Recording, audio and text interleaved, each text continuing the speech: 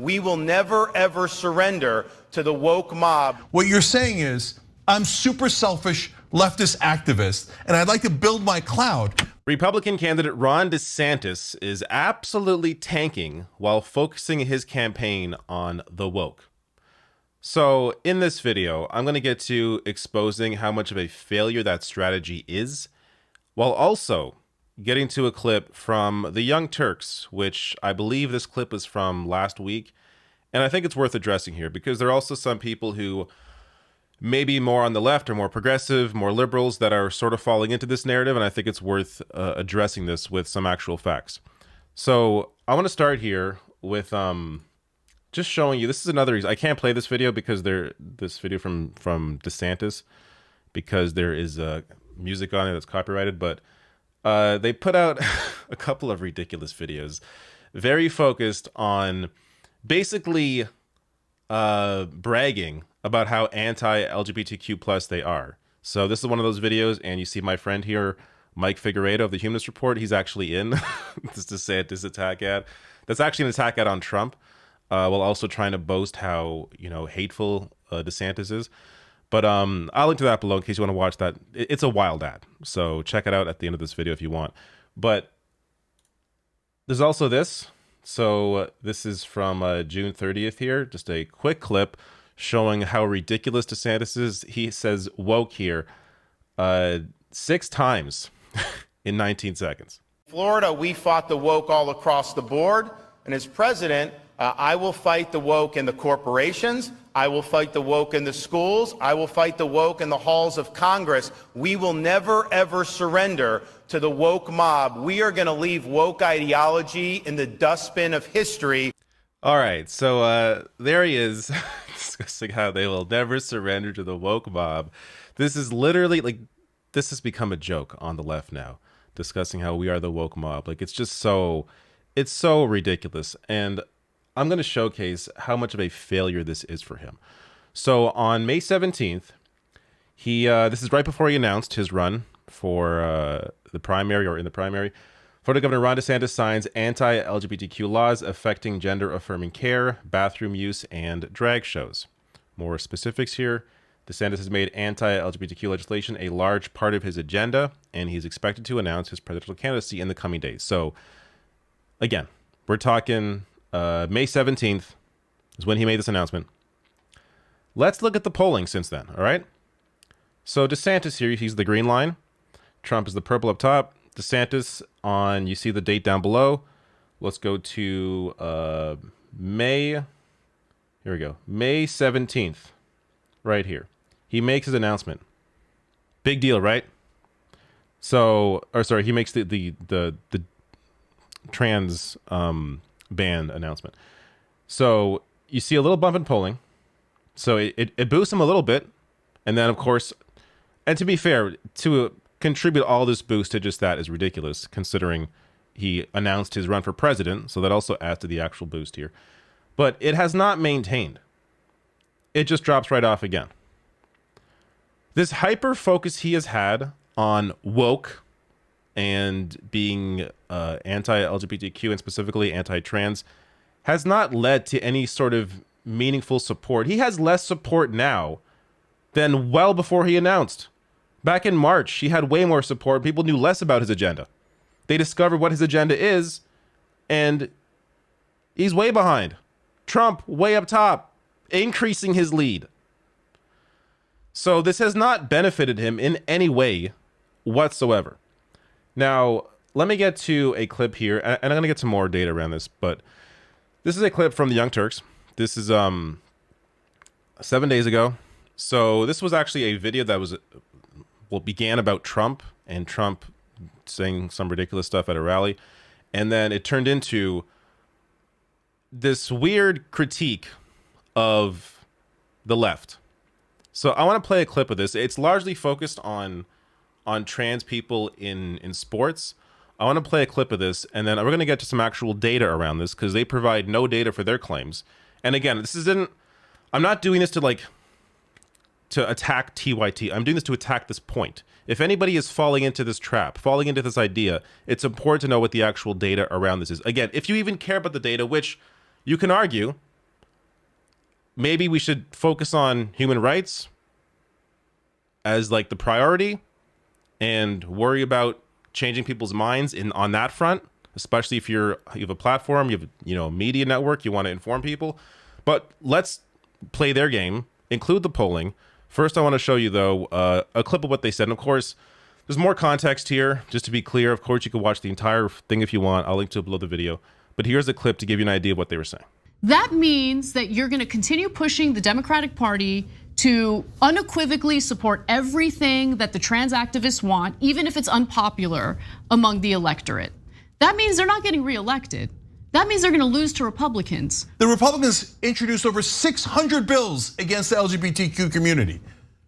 That's because of elections. And over 70 of them have already passed. When you say, I don't care about winning and I don't care about elections, what you're saying is, I'm super selfish leftist activist and I'd like to build my cloud. But meanwhile, I'm willing to throw trans people and the entire LGBTQ community under the bus, knowing that these bills are gonna pass because we're laser focused on a losing issue. I don't understand how you can possibly attribute Democratic losses to trans activists.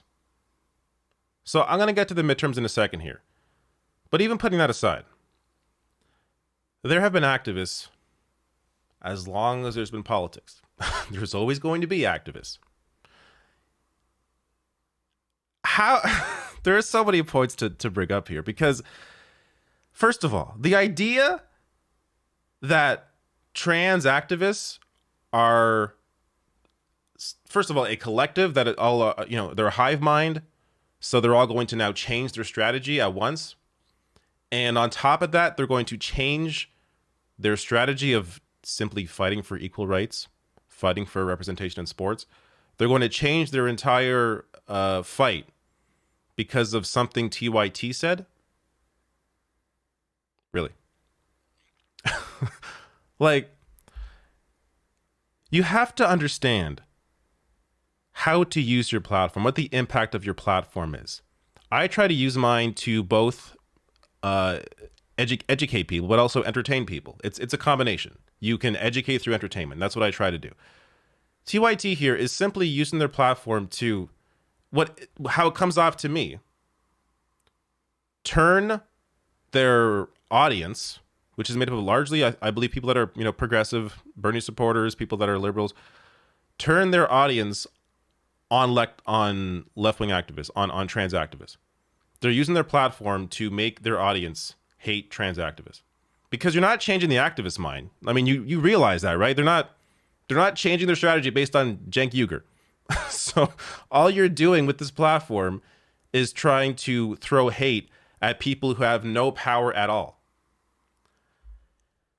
Again, looking at the polling here, which should not dictate the entirety of what we fight for, but if that's their focus. This is right before the midterms. GOP, this is from Bloomberg. GOP looks to fire up base with attacks on transgender rights. This was their main focus in the midterms, attacking transgender people. How did they do? Republicans doubled down on anti-LGBTQ plus rhetoric in the midterms. It wasn't a winning platform. This year saw an underwhelming showing for anti-LGBTQ candidates and historic wins for LGBTQ nominees. So a little more specifics here. And yes, it also addresses the trans sports part as well. So according to exit polling from LGBTQ plus advocacy organization, the Human Rights Campaign, and data analytics firm Catalyst, voters ranked LGBTQ plus issues as low on their list of priorities for 2022.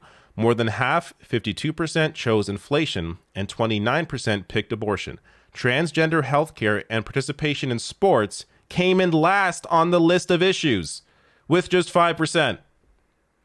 So the one data set that we have, where it is very clear the focus from the right was on hatred of transgender people, they lost historically.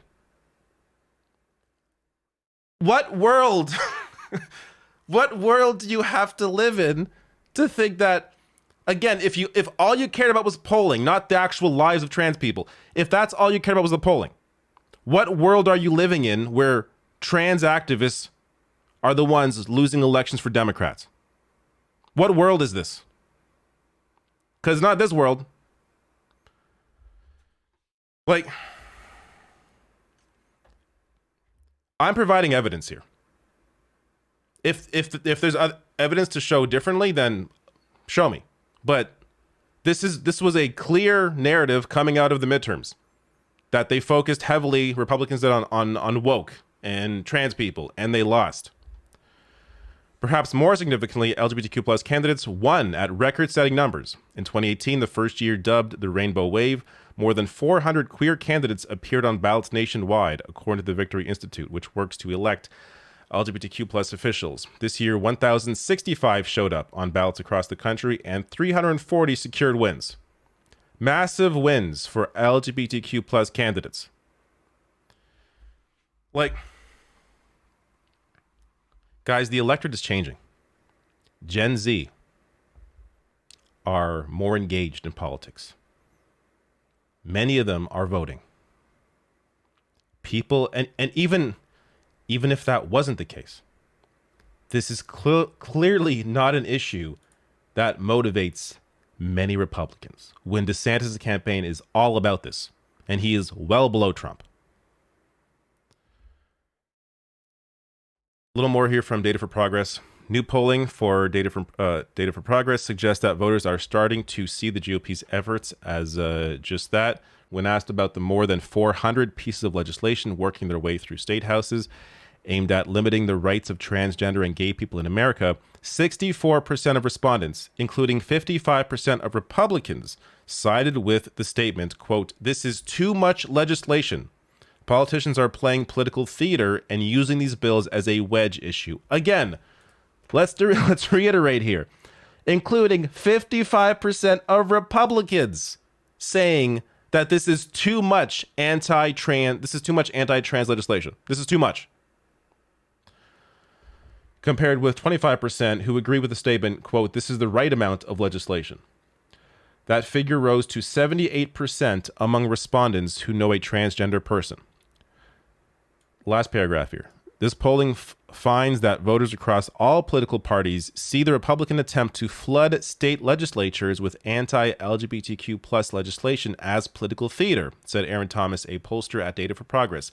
It also shows that the ideas espoused by today's loudest anti-trans activists, that trans people threaten children and that our identities are a woke invention, don't resonate with the average voter. Again, this does not resonate with the average voter. And I'm going to get to a clip at the end of this video with the DeSantis voter. And it is an amazing clip because of how quickly she changes the topic, because of how little she cares about this issue. So on what Democrats should actually do, again, if what we're focusing on now is electoral victories, this is what you have to think about. More than 75% of LGBTQ plus Democrats think that the party is not doing enough to protect the LGBTQ plus community. And what does that lead to? Less of them voting. Young LGBTQ plus adults are most likely to not vote in elections. Maybe if Democrats spoke more to their issues, weren't afraid of engaging on this issue, you would engage a younger voting base. Gen Z are already politically motivated, a lot more than previous generations. All you have to do is actually speak to their issues. Last thing, as I said, the clip. This is amazing. I'm just going to play this. I'm wondering if you think that DeSantis's, very public war on woke distracts from the message that you like about him. A little bit, I do. He did sign a law that restricts transgender care for adults as well as kids. I have greater concerns about the 6-week abortion ban. Tell me about that. I think if he made it clear that he's a states' rights person and that he's not looking to kind of pass a national law in this regard, I would be less concerned. This DeSantis voter is completely unfazed. She doesn't care about trans issues at all, either way. She's focused in terms of what concerns her about DeSantis. She's more focused on abortion, which makes total sense. Why would she care about trans issues unless she has a trans child? Like, this again goes to another issue I have with this hyper focus on trans youth and trans healthcare. These aren't issues that should concern anybody except for a trans person or a trans youth, their family, and their doctor. These are medical discussions. I don't get in the middle of your cancer treatments. Why should I get in the middle of your treatments around trans healthcare? It's nobody's concern but theirs. As long as they have access to that healthcare. That's the only concern I have, is they have access to that healthcare. As long as they have access, like, these aren't political issues that anyone should be cared about, or that anyone should be concerned about. So this hyper focus on trying to be defensive to these imaginary people, or maybe, I don't know, the 10 people that are going to vote strictly in a general election based on trans people in sports. Like, if you are so concerned about getting their vote, just go Republican. Because the idea that you have to appeal to those people instead of maybe just losing them, who cares? Let them go vote Republican. How about Democrats focus on trying to get younger people out to vote who right now feel like the Democratic Party is not speaking to them, and especially trans people, LGBTQ people, who would vote Democrat if they were actually engaged with on those issues. That is a much, much larger voting bloc that is up for grabs.